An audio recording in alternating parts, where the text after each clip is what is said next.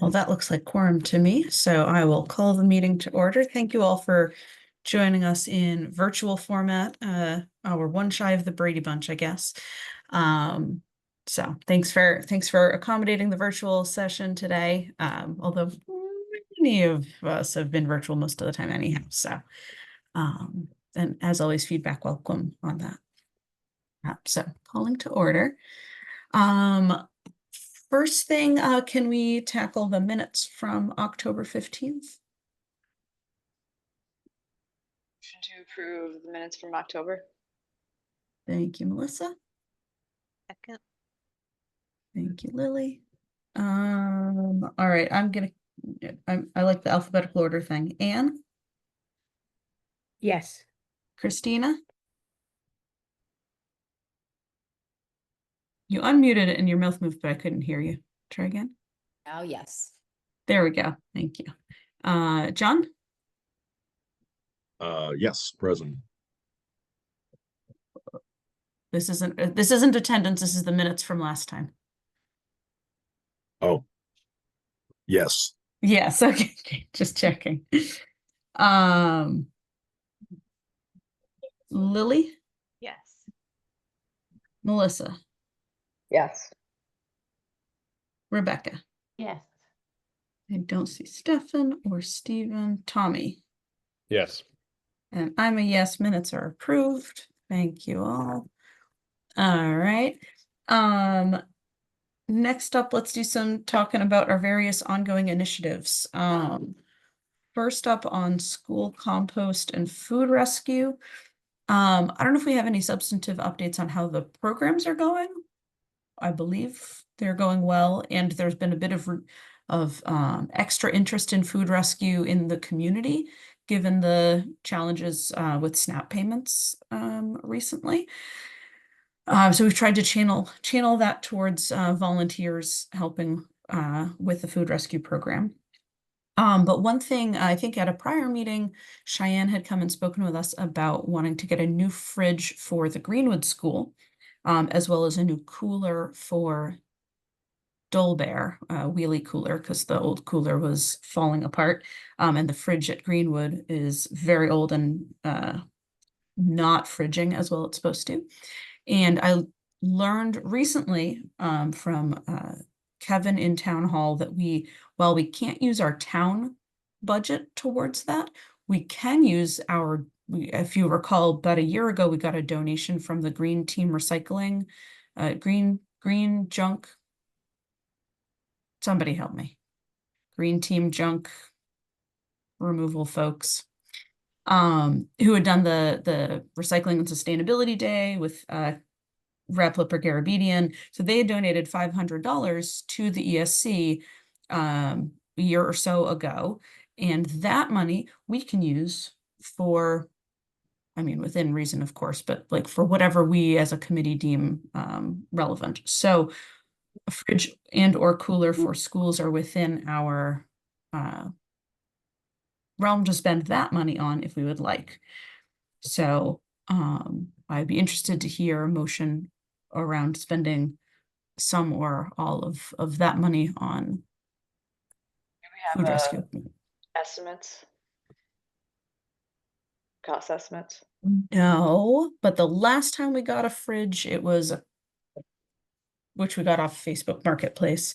I think it was in the neighborhood of $200, and I think the cooler is in the neighborhood of $150.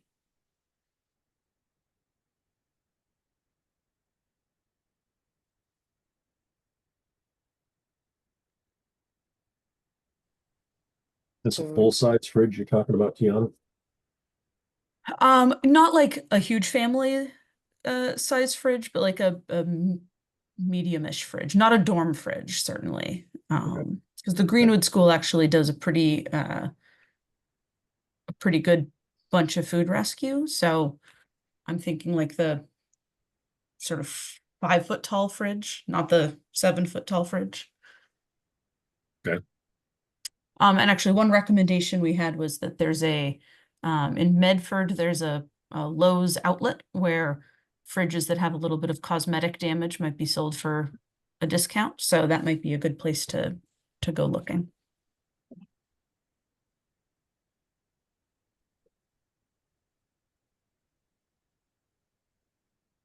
So I think maybe the question is, how much are we comfortable spending on that pair, on either of those or both, from our donated funds?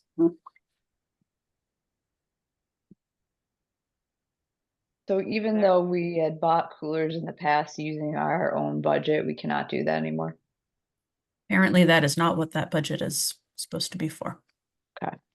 Yes, I've been promised a document articulating what is and is not appropriate to spend our town budget on. I haven't seen that yet, but it would be really helpful because we are finding out only through trial and error what is and is not appropriate to spend our money on. Were there other things discussed for that budget? Other things in mind for the $500? No, and we got it a year Not ago and yet. hadn't spent it yet. I do think it is, we should consider it to be money that we can spend on any of the things that aren't able to be use our town money for. So food for events or prizes, like when we've tried to do like a gift certificate to to Cravings or something like that. Those apparently also are not something we can spend our town money on. So, well, if we've been holding on to it for a year and there's a need at Greenwood, it seems like something we want to put some money towards. It makes sense to me. Yeah, I agree. Maybe we could do some basic research, just get some cost estimates, and maybe come together and decide if that's what we want to do.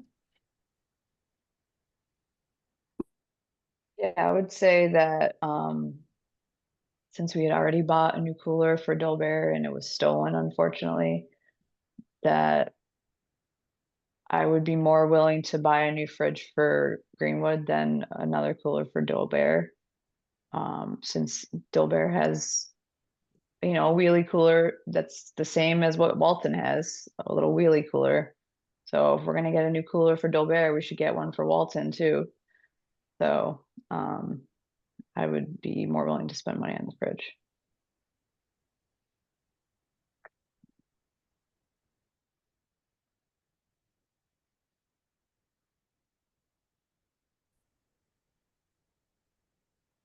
any other thoughts?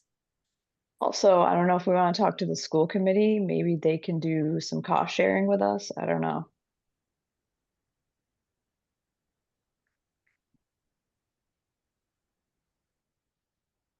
We could try. In the past, we've also sometimes gone to the PTO of a given school. I think for Woodville. Yeah, maybe that's what I thought was PTO, not school. Okay. Yeah. I think that would be more likely. Yep.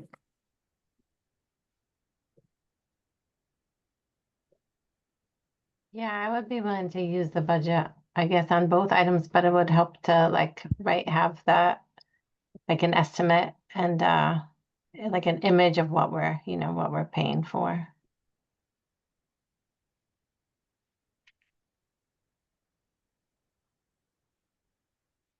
Great. All right. Well, shall we take that as an action and bring it back next meeting?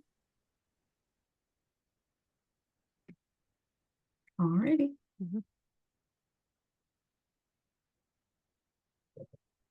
And is anyone particularly interested in talking with the Greenwood PTO about sharing the cost of a fridge, or the Dolbear PTO about buying or paying for the new cooler? I would think Cheyenne would be able to talk to Greenwood PTO because she probably knows them.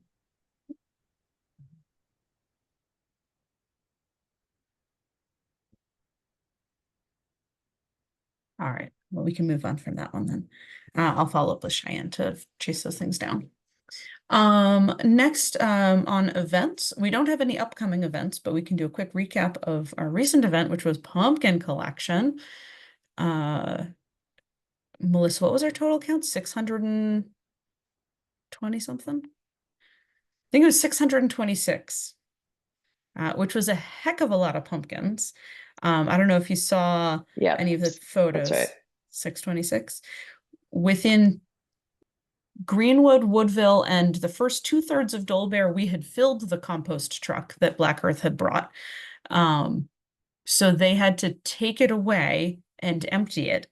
And through some very quick phone calls and working her magic, Anne was able to get the DPW to come with their, I wish I had a picture handy to put up on the screen. They brought their front end loader, like the really big bucket up front, Scoopy construction vehicle. So that showed up for us at Walton and Doyle. And we filled the Scoopy bucket full of, like, to the brim, for when the Black Earth compost truck came back empty, and it could just dump the remainder in there. So between the 5 schools, over 600 pumpkins, it was like a truck and a half worth. Very I don't- successful. I don't know if there was many spillage of the pumpkins going from Dolbear to the pit. Hopefully there wasn't. He claims he didn't drop any and that many people took his picture. That's what he's saying. I bet. Yeah, I thought I saw a picture of the truck at Town Hall. I wonder if he did a little tour through there on the Oh, way he to the did. pit. He made everyone come out and look at them and drove around. Well, I'm glad he's he got to have some famous. fun with it. Yeah, I was very, very glad that he was able to bring that piece of equipment, because it enabled us to use the volunteers' time that was available for that window for pumpkin tossing to actually collect the pumpkins. Otherwise, the poor driver from Black Earth was going to have to throw a couple hundred pumpkins into his truck all by his lonesome, and that would have been not great. Oh yeah, Anne, go ahead. I was gonna say, I don't know if this is a thought, but after we had the front end loader, I thought that was pretty cool. And I was thinking, I wonder if we could change the date to like a Friday or at 2:30. We collect the pumpkins, bring them to the pit, and then have Black Earth pick them up from there. Because maybe the kids would enjoy some pumpkin throwing, or even the front end loader was pretty funny with all the pumpkins in there. So just something to think about for next year, you know. Yeah, I Yeah, was and thinking like we would have more of a community event next year instead of doing it at the schools, just to make it simpler and Yeah, have more like, more people join and smash pumpkins, maybe just have more of like a whole community thing than rather than at the schools. yeah, Melrose did theirs on a Saturday, and they did it at the high school and just put a big top down, and then kids came and they could throw some, and they had some vehicles there, that kind of thing. So maybe we could do something similar. Yeah. yeah, and also if we have them all at a central location, then Yeah. we have eyes on how many pumpkins we've got. Yes. And don't have this sort of like run around to all the schools shenanigans, which I think is fun, but maybe not doesn't necessarily mean we get more pumpkins. So, okay, well, something to think about for next year. Let's try to remind ourselves, I'll try to set a reminder for picking up the thought about it a little earlier in the fall next year, so that if we're changing the format, right, like this one, and thank you, Melissa, for doing all the legwork on setting up the route and the volunteers and promoting and telling the schools. If we want to change up the format, we want to do it a little more ahead, because yeah, so. But thank you to everyone who helped, who tossed pumpkins, who provided tarps, etc. It was good time.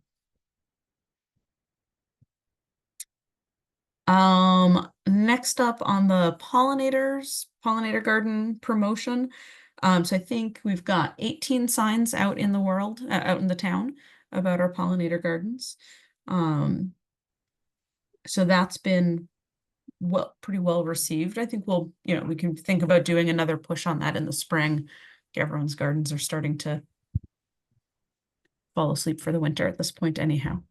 Jana, sorry, did you say 18? 18 of the 20 signs have gone out. Thank you. Yep.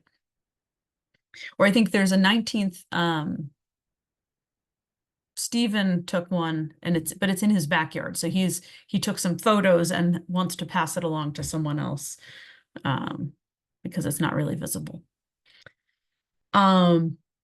And then we talked about wanting to do a education event, like our sort of speaker event at the library that we do sometimes, about pollinators. So Rebecca, you had done a little research on potential speakers there. Do you want to share some of that? Yeah, so through I think a connection that you found, I reached out to the Mass Pollinator Network, who has like a kind of cohort of speakers that they offer for community education. And they recommended a woman named Amy Meltzer, who says that she does a talk. I'm just looking at her email. It's called Gardening for Biodiversity with Native Plants, Providing Habitat for Pollinators, Birds, and Other Essential Wildlife. There's a 3-paragraph description, which I don't know if I can drop into the chat or if people want me to read the whole thing, but the general. We the don't general have chat on these, so Yeah, okay. you're yeah, welcome so- to read or summarize, or you Yeah. can send it out to everyone Okay. after. But again, don't reply all, just yeah. appreciate it and reply to I'm Rebecca always, only. maybe I can just forward it. I wasn't sure if I was allowed to do that. I'm always cautious with the rules, but essentially she, talks about native plants and kind of how, and they integrate into ecological gardening and like the broader sense of, climate resilience. And she offers other resources. She says it's typically about 50 to 60 minutes. Then she takes questions. So it's typically a total of 90 minutes. And the fee, she says, depends on the resources of the hosting group, ranging from $100 to $300. And it sounded like, Tiana, you said that is something that we could use our funds for. That's right. Yeah, that's an acceptable thing to use our town budget for, which we have. Oh, give me a moment. We had a $2,000 budget for this year, and we have spent a little over 200 of that, so we have some budget remaining for sure. Yeah, so I think we had talked about, Tiana, just in our exchange, just bringing it to the group and seeing if people agree that she could be a good candidate, and then we could try to schedule something. I think we had talked about February or March. And we'd also need to decide how, it sounds like she's sort of offering a flexible fee. So we could decide how much we wanted to offer between 100 and 300. It sounds like we have a decent amount of funds available at this point. Mhm.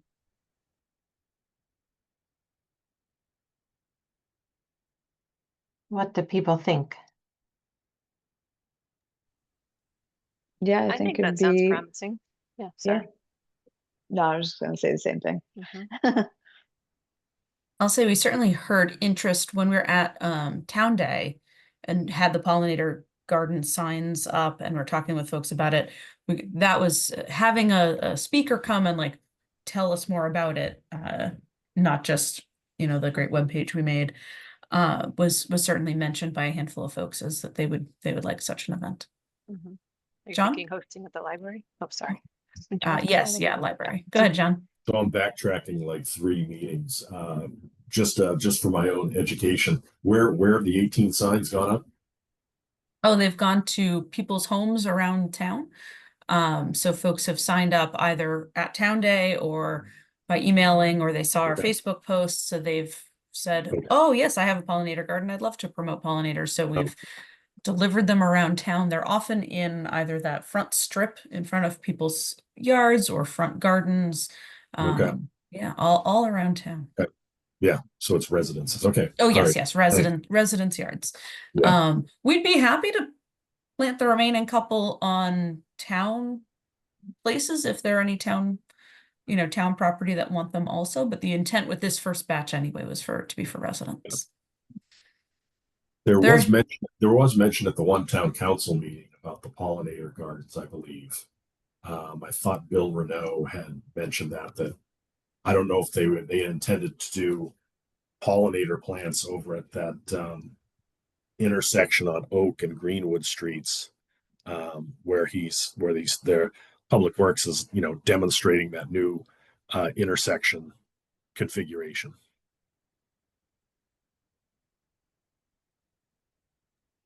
Yes. I could certainly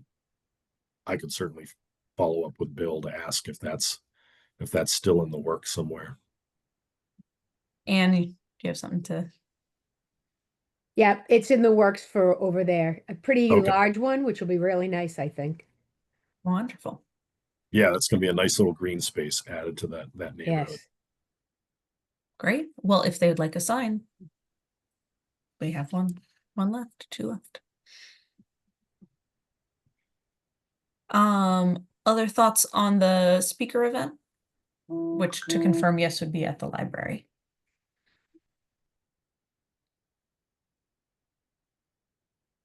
Should I ask about early March, or do people have thoughts about timing more specifically?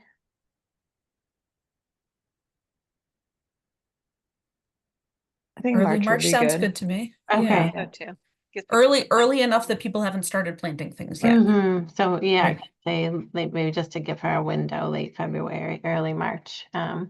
She did say she offers us a second, like attached talk if people are interested more, that gets more specifically into what plants to choose, but maybe we can get a sense first of what attendance looks like for the first talk. That sounds good. Yeah. Should I offer her a certain amount, or should I just should I offer the 300, or I don't know what the kind of negotiation strategy that this group uses. I don't think we've often had to negotiate a rate Yeah. for something like that before. Yeah. I mean, if she did a range, shall we offer her 200? Sure. That seems reasonable. Yeah. Okay, we should probably vote on that as use of our funds, though. Or prove that we would want to spend that. Do I need to make a motion, or okay? I make a motion that we offer Amy Meltzer of the Massachusetts Pollinator Network $200 to provide a pollinator garden talk at the library. Can I amend, you mean, Yes, and please. from our town budget? From our town budget, yes. Thank you. Second. Okay, Anne? So we got good news today. We got a grant from. Oh, for hang our- on. Sorry, wait, sorry. Is this about the pollinator speaker? No, Am I voting yes? we're voting, yes, we're voting on Very the tired today, very tired. Me too. We'll get through this together. Yes, voting on using our town funds toward the speaker for about pollinators. Absolutely. Okay. Christina, Yes. Jen, Yes. John, Yes. Lily, Yes. Melissa, Yes. Rebecca, Yes. Stefan, Yes. Tommy. Yes. I'm a yes, so that's approved. Thank you very much. So Rebecca, yeah, please reach out offering her 200 and some dates, and we can go from there, and we can do the whole library booking thing, which is very easy. The library is great for doing events like that, so they'll help us promote, and it'll be fantastic. Great. Rebecca, I would check with the library first on available dates before Mhm. before proposing dates to her. Okay, that makes sense. Thank And you. if you don't know how to do that, I can show you where their calendar is. It's on their website. Okay, I think I know how to find it. Awesome. Thanks. And then rounding out pollinators, I think we had talked about this last time. There's interest through the Warrior Cleanup Crew to do some planting event in the springtime, maybe around Earth Day, for some pollinator gardens / pollinator trees at some of the schools. No real progress on that. It's still a little far out, but keep that in your sort of pollinator thinking cap for the springtime. And if there's someone who's really excited about running with that event and collaborating with the Warrior Cleanup Crew folks on that, let me know. I'd be happy to delegate that one to somebody else.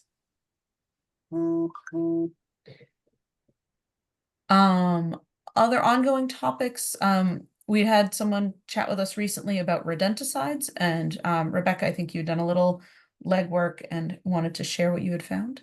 Yes. So it was Catherine, I think Bowen was the member from the community that came to talk about rodenticides, and I had offered to help look into what we're already doing. So I reached out to the Board of Public Health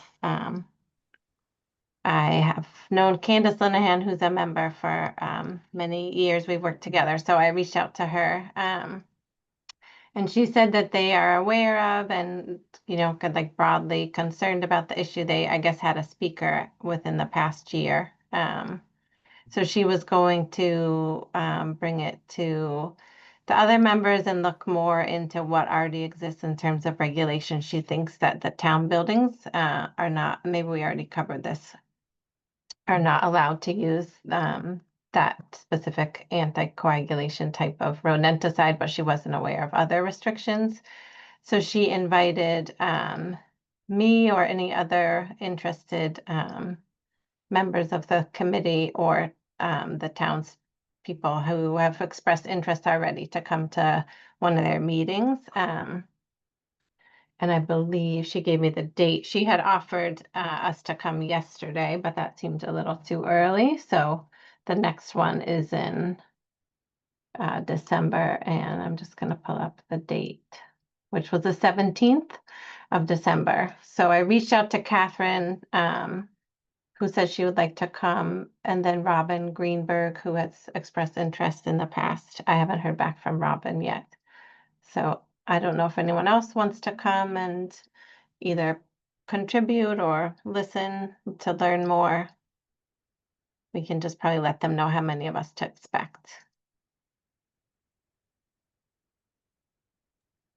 Awesome. Well, thank you for looking into that and starting that conversation. I'm glad to hear that it's sort of a topic already on their mind. So yeah, folks should feel free to jump in on that conversation if the rodenticides is a topic you're passionate about. Rebecca, were you looking to get a designee from this committee to take over from you, given that you're running down the pollinator speaker event? I mean, it would be great to have additional interest. I mean, I had already kind of told Candace that I or that someone would attend the meeting, so I'm able to do that. So I can start with that and then bring it back. But I'm happy to have additional people come on in to the effort. Sounds good. So I guess I would say anyone who's interested, reach out to Rebecca for any more details on that meeting or anything else on the rodenticide topic. All right. Next topic, it was brought up, I think we talked about this at last meeting, that our plastic bylaw that restricts styrofoam, plastic bags, cutlery, straws, etc., is being not super well followed by all the restaurants and shops in town. So we had embarked on looking into that. Melissa, do you want to give an update on your conversation with Erin and sort of next steps there that we can participate in? Yeah, this was just over email because we had gotten a list from a resident who's been keeping really good track of all the restaurants in town that have been non-compliant with either the plastics or the styrofoam bylaws, which was a large number of them. So I passed that list along to Erin Kokinda, and she said she would follow up directly with the businesses, but she was also going to work with Jen McDonald to do a public announcement type of thing to remind the businesses. And she said she'll also refresh the health department so that they can hand out the packages when they do inspections. And I had suggested to her that maybe we need to start fining businesses that have had multiple, warnings already. Which is fining is in the bylaw to move forward with after the warnings. And she said that she would talk to Denise about it, see how she wanted to handle it. And she asked if ESC could help spread the word. And I said we would help out. So I think discussion today on just how we want to help out.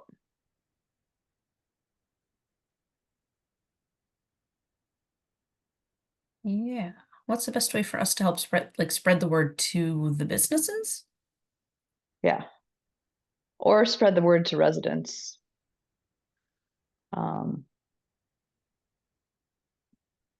She just said spread the word. I wonder if businesses know that they have the option of being fined, just because no one's ever done it yet. So I just don't think they don't feel threatened to follow the rules yet. Yeah, I mean, that was my thinking, like, if they start getting fines, then they'll be more willing to make the change.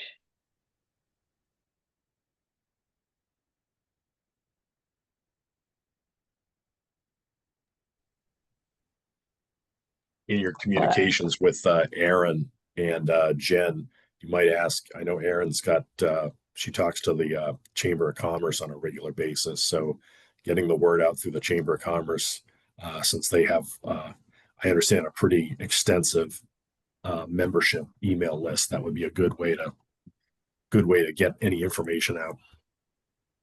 Yeah. Yeah, that's a good idea. And they send copious emails, so we could Yeah, certainly I think- ask them to do an email blast about it.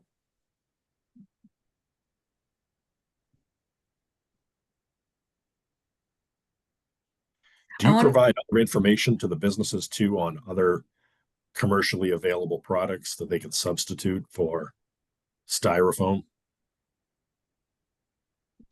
I mean, businesses are pretty good about not using styrofoam. I think the biggest culprits are plastics. Like some businesses were still using plastic bags. Also, the biggest thing is giving out straws and cutlery automatically. A lot of people don't know that the bylaw says it's upon request only. Okay. So I think those are the biggest culprits more than styrofoam. Right, and the straws thing is more of a habit than a replacement product.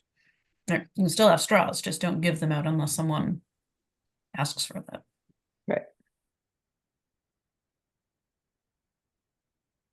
Would it be worth it to do some sort of flyer at like the electronic, I forget what they're called, like the billboards down by the lake and at town hall? Like, I know when I go past there, I'm always reading them. Yeah, I mean, I don't know what, I think they were thinking of more like an announcement thing to the businesses. But that type of thing would be probably more geared toward residents. Yeah, that's what I was just thinking in terms of them. Maybe people aren't even aware of the bylaw. Yeah, I wonder if there's a place for education to residents that this exists, and because I could imagine people who are not aware being expressing frustration that they're not getting something that they expect, and then so businesses kind of hedging their bets by just giving it out to folks. So it seems like there's education on both sides. Is it possible to buy like paper straws, a box for each business and drop it off with a flyer and say, can you try these instead of the plastic ones? Or this is to just use for free to see if they could maybe turn it around and buy paper instead of plastic in the future? I mean, I think that's kind of separate from the bylaw. Like the bylaw is just upon request only. It's not switching the material.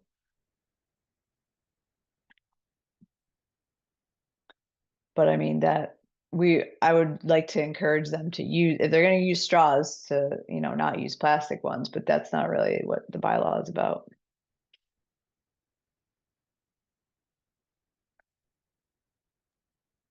Is the bylaw only not to give plastic straws unless upon Just request, straw. or any straw? Like if they have paper straws, can they give those out preemptively? We didn't really have that specifically in there. It's more, yeah, I mean, it's mostly about plastics in general. And so I don't think we would give like if they have paper straws, then give them away to everybody. I don't think that was kind of part of it. Because then, yeah, like showing up with a gift and a gift with the info might go over well. rather than showing up with a threat of fines.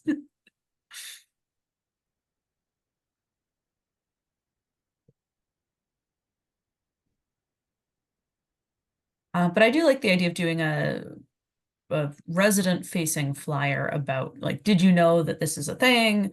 And the businesses ought to be, not giving this unless you request it. We should probably sort of coordinate with Aaron and Jen in town on that, with like, just so that we're sort of aligned on language with the reminders that are going out to the businesses. But yeah, I think public facing campaign wouldn't be a bad idea.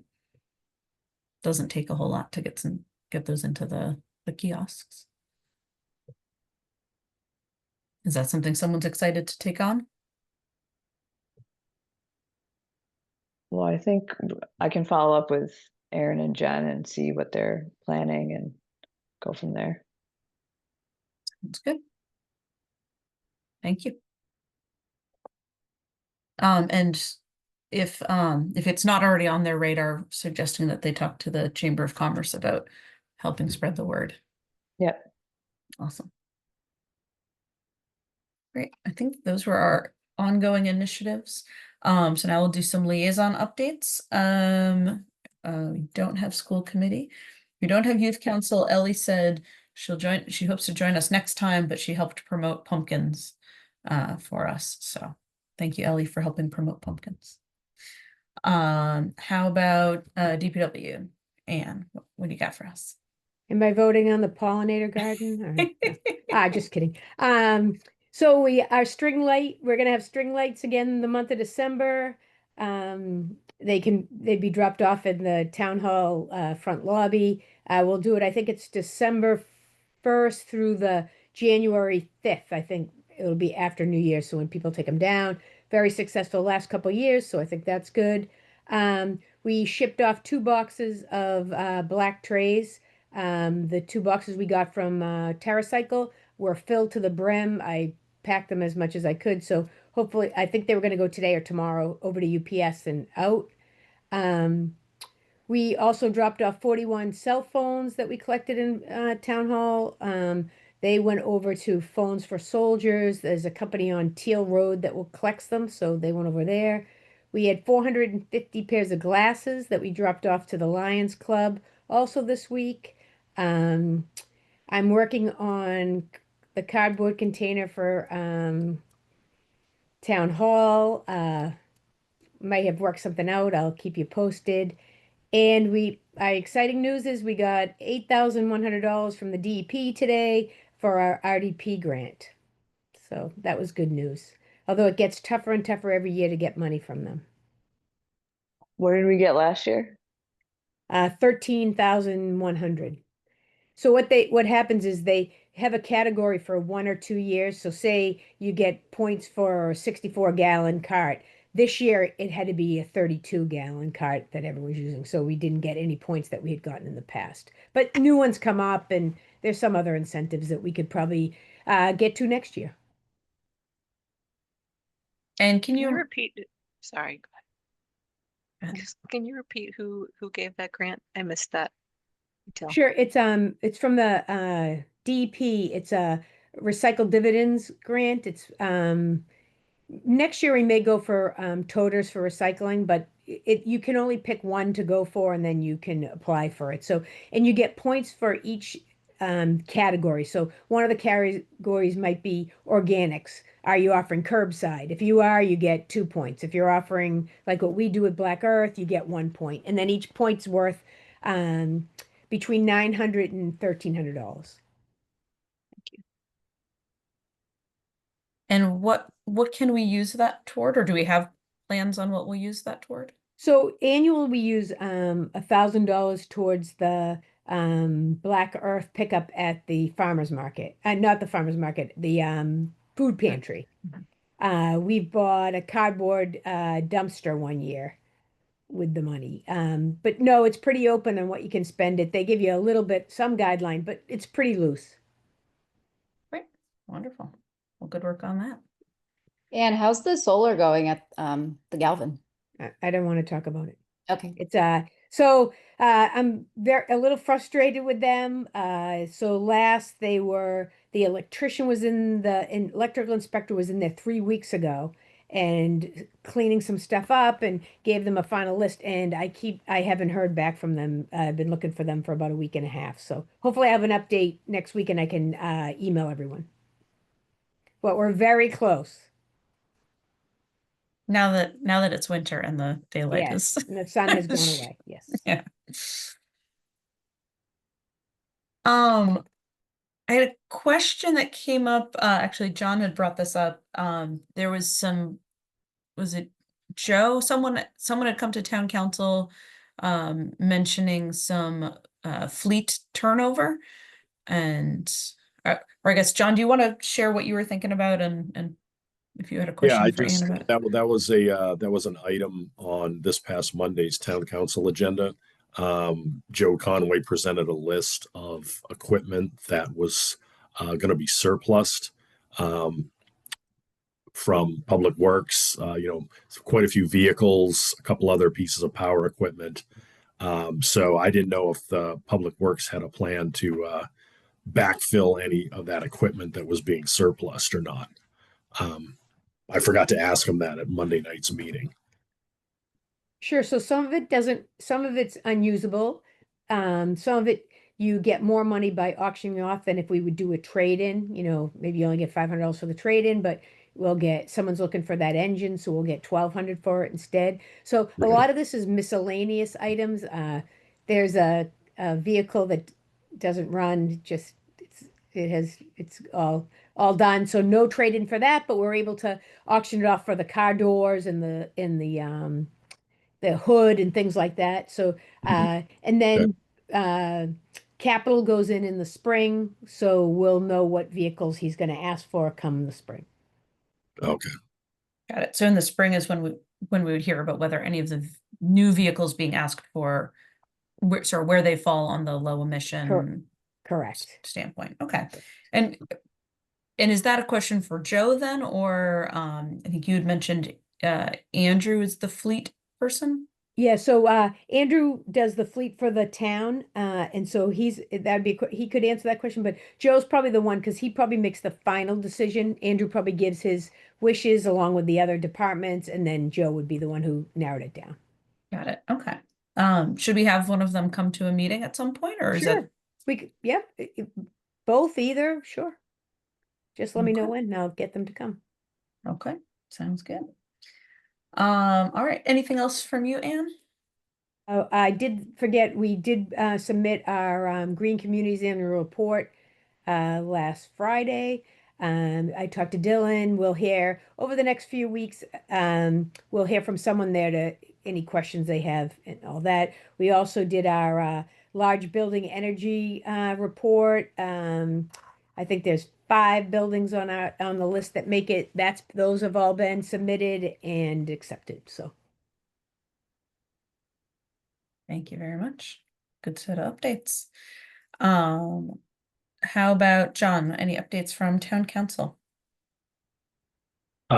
Just quickly, I did follow up on Melissa's email about the concern about illegal dumping over on the new rail trail. So I got a response, a very quick response from Joe Conway and our new town administrator, D. Casey. I guess Joe said they've been doing spot checks over on the rail trail. They're aware of the issue since your event with the Warrior cleanup. And he said they've got a couple ideas. They're gonna continue their first shift and second shift snap inspections over at the rail trail to see if they can keep track of any illegal dumping that's happening. And they might even consider the installation of a couple of remote security cameras to capture images of anybody dumping on the rail trail. I mentioned you had seen construction and demolition waste too, which means that somebody's making some effort to go dispose of C&D waste on public property. So he had a really good response. They've been aware of it for a while, and it seems like they're coordinating their efforts to try to intercept any illegal dumping that happens over there. That's great. Thanks for following up. Yeah. And one other I've mentioned in an email to you, Tiana, about I've mentioned to Bill Renault a couple of times about a spring rail trail opening event that would probably be a couple of different groups in town, the environmental committee, Safe Streets, Wakefield, the town, and having some kind of, spring opening event once they can get, I guess, the rest of the signage and striping and the intersection work completed. And feel free to correct me if I'm saying something incorrect here. So I have mentioned that a couple times. I'll follow up on that. And one other major project in town, which is the Envision Wakefield downtown redevelopment project. Town council was given a presentation update by Bill Renault in third week of September, I want to say, about the project, which is going to be a whole streetscape rebuild from the North Ave intersection up to Water Street. Is kind of the phase one of the project. So it's going to be realigning the road. It's going to be wider, a two-way shared use path on the Galvin school side of Main Street. And it's going to be better pedestrian crossings. They're going to have a couple of pedestrian, what they call islands, which are like those oval, elevated pieces in the middle of the roadway to make the crossing of Main Street shorter and safer. And it's also slated to have a bike lane going northbound to take you up at least to the rail trail connection, right by, I always forget the name of that small side street on the right there, but it'll go part way up. So he presented the first phase of the project, and the second phase of the project is the core of downtown from Water Street up to Church Street, including Water Street going down almost past the junction of the rail trail. So it's a big section of town. They're going to add. He's very smartly. He's added some parking spaces to the small lot in front of Hart's Hardware. I think they're going to gain 4 additional parking spaces there by reconfiguring the lot. They're going to have bike lanes on the Main Street side going northbound and southbound up towards the library. And then they're going to have it's pretty cool. They've done an elevated parking area in front of Artichokes. So they're going to have like an elevated slow street one way through there that's going to provide merchant parking and a one-way street coming off a common. And then the last part of it is going to be, if I recall correctly, a two-way bikeway going off the common to take you up to Church. So it'll be a really nice connection for the downtown core. This project's been under study for at least 6 years, if I recall.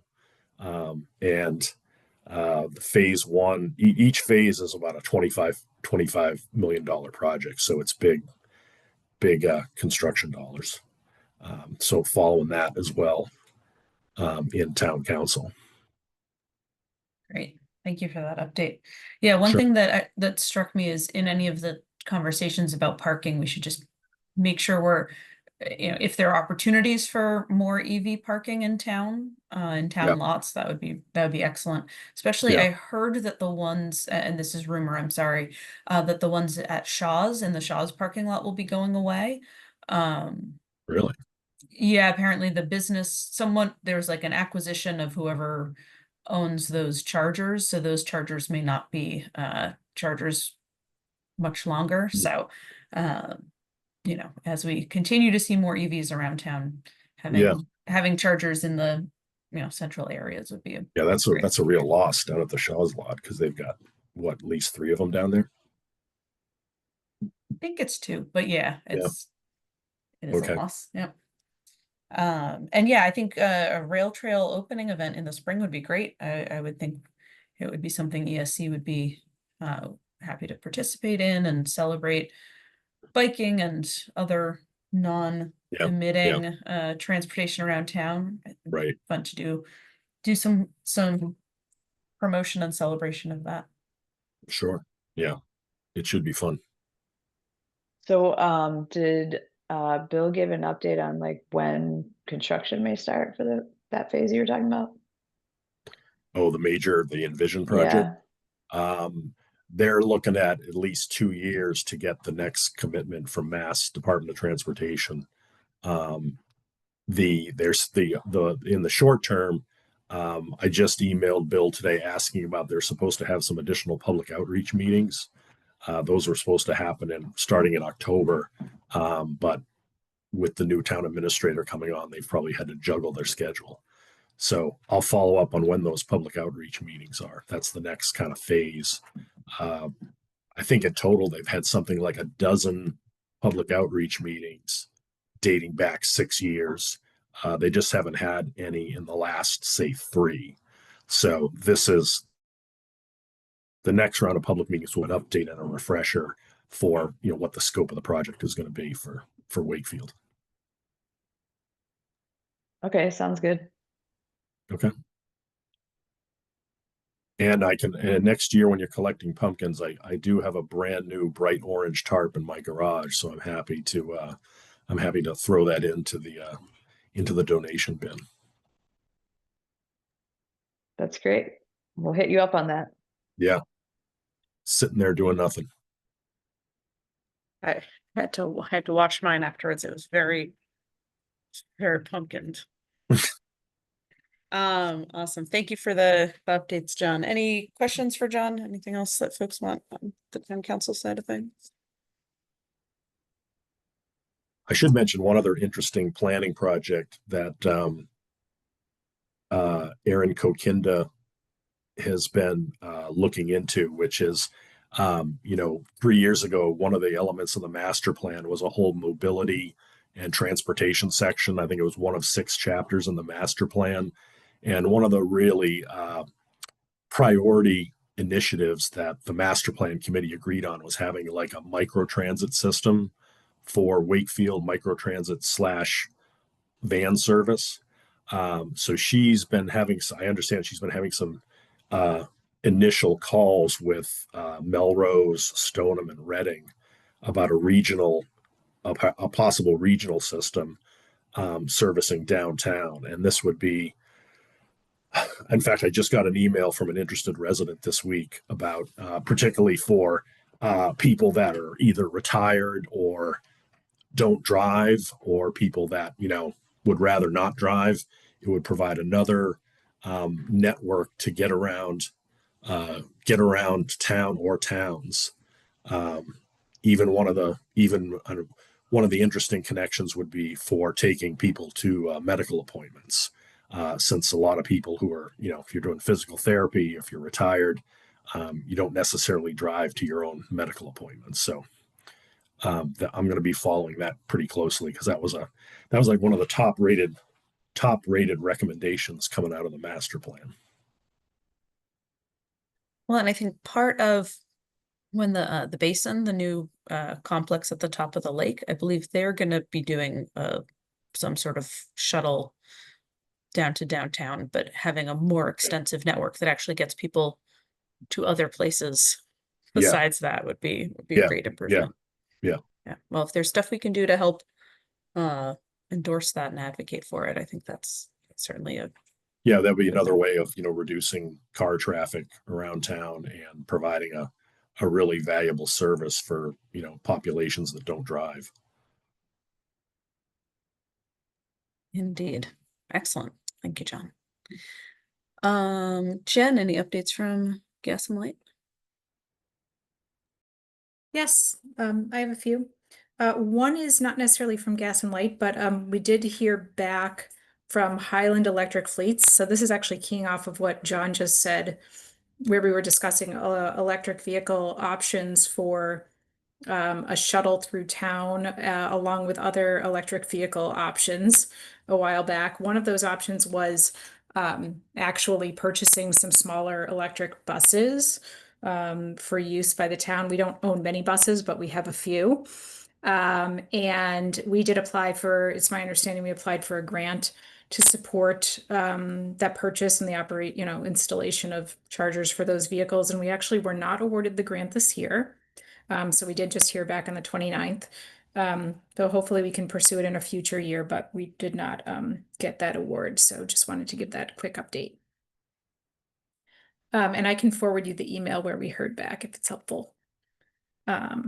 Was there a reason given for why? I mean, It was not in the email that I received. It did say there'll be another round of federal and state funding in the next 2 to 3 months. So at that time, we might partner again to see if there's another application we want to put in. And it does say that they're going to try to follow up for more information on why we weren't awarded, but we don't have that information right now.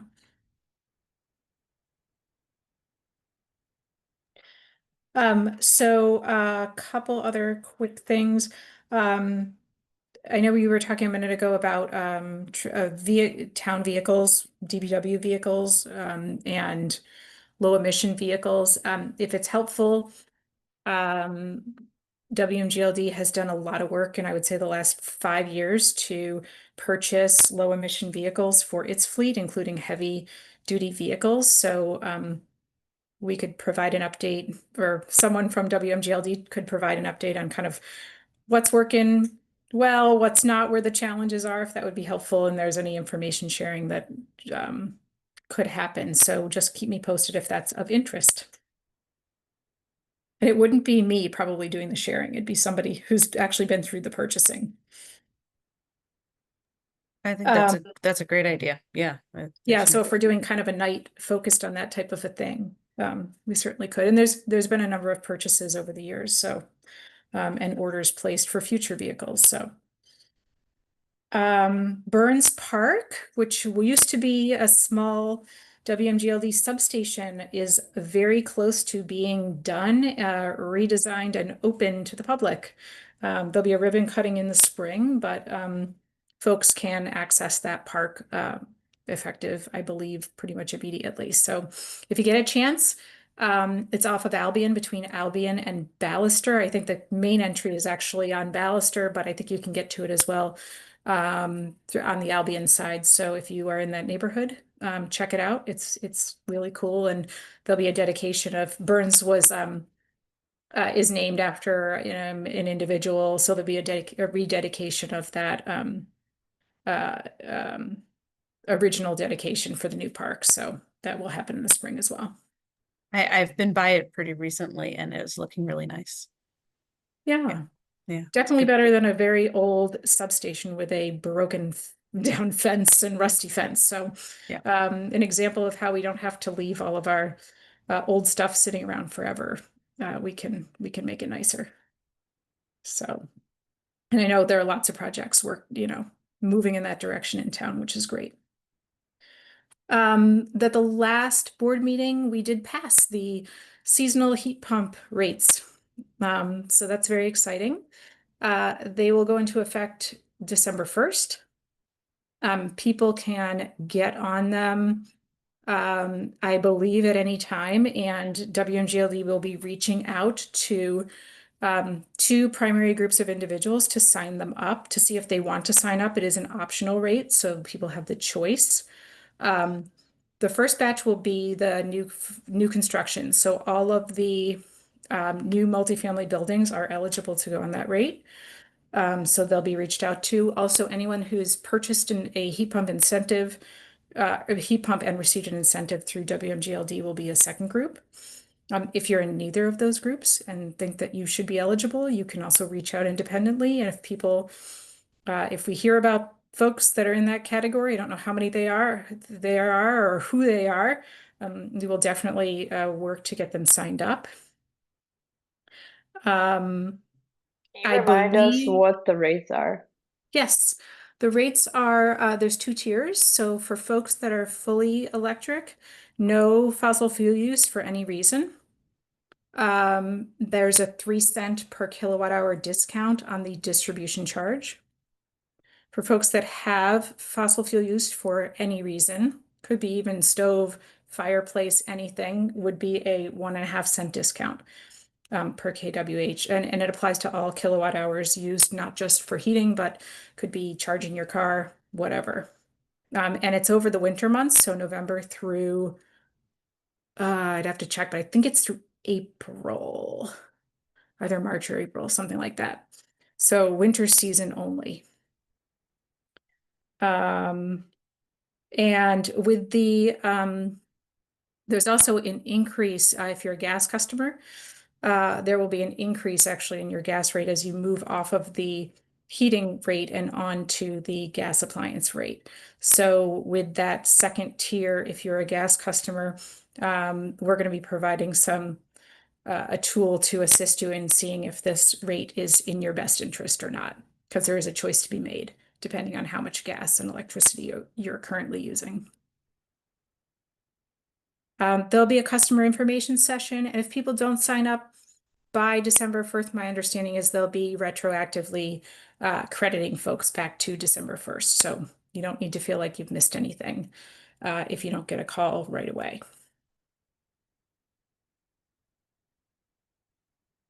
So I know there were a bunch of questions last time on the rate. If there's anything I can try to answer, I'm happy to take questions, and also if it's stuff that I don't know the answer to, I can bring it back to WMGLD for their FAQs, which we will be working on. You said there was going to be a calculator. Is that going to be like on the website, or is that just going to be provided to customers on deciding what rates to go with?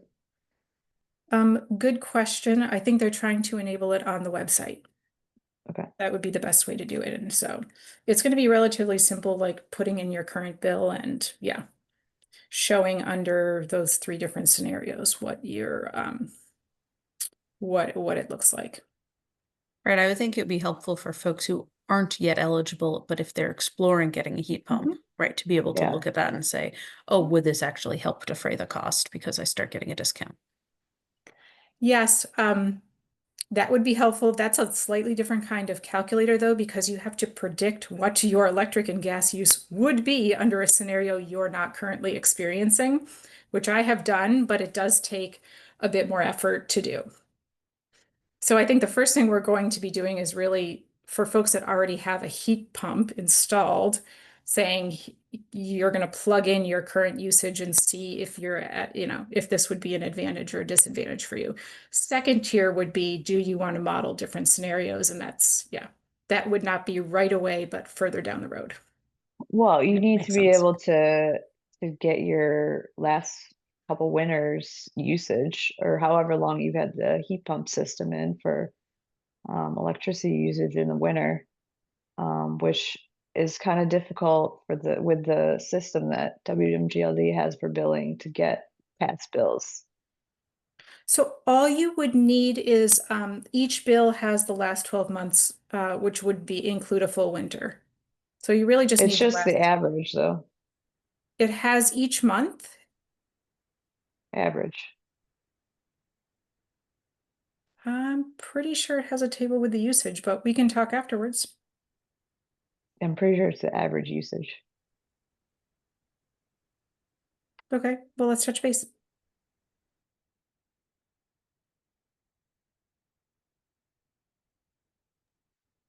Any other questions for Jen or thoughts on heat pump rates or any of the other topics?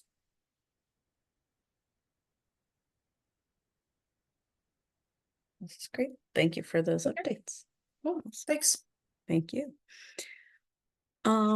Next would be picking a date for our next meeting, which if we stick to our usual cadence would be Thursday, December 11th. How do folks feel about Thursday, December 11th?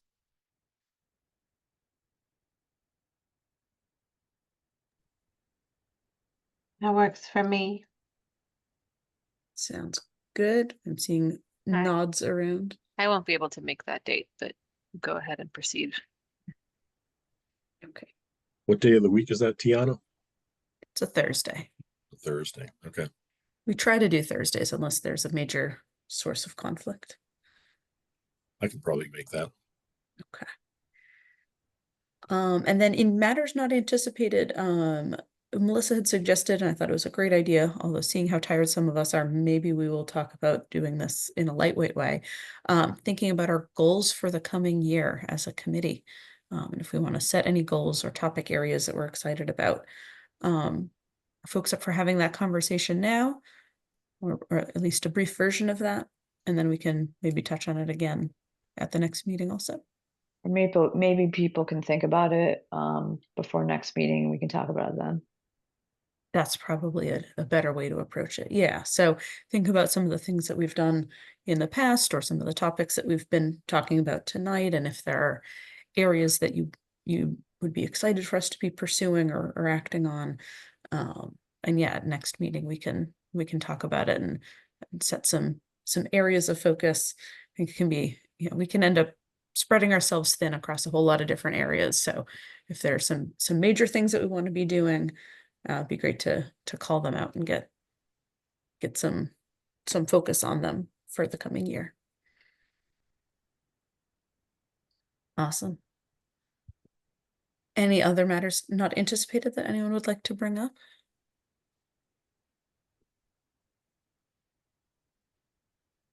Oh, I guess I have one other thing, which since our last meeting, I had a meeting with Denise Casey, D. Casey, our new town administrator, who started a couple months ago, and briefed her on the committee and what we do and the sort of things that we have been focused on. And she's was supportive and excited. And she would like to come to a meeting of ours at some point just to see what we talk about.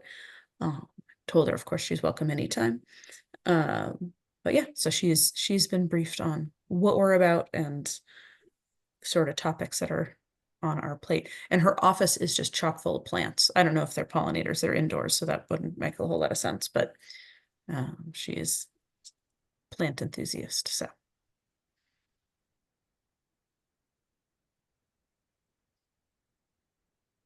Anything else? Any other topics anyone wants to bring up?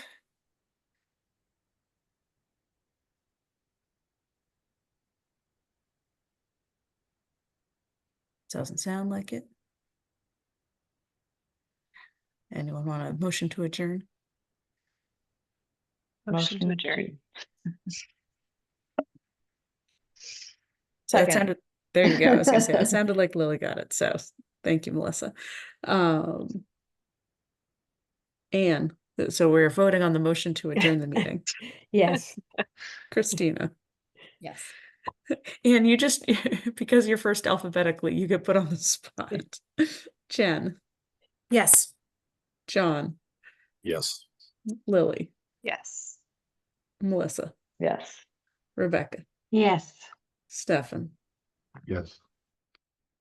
Tommy. Oh, we don't have Tommy anymore. Tiana, yes.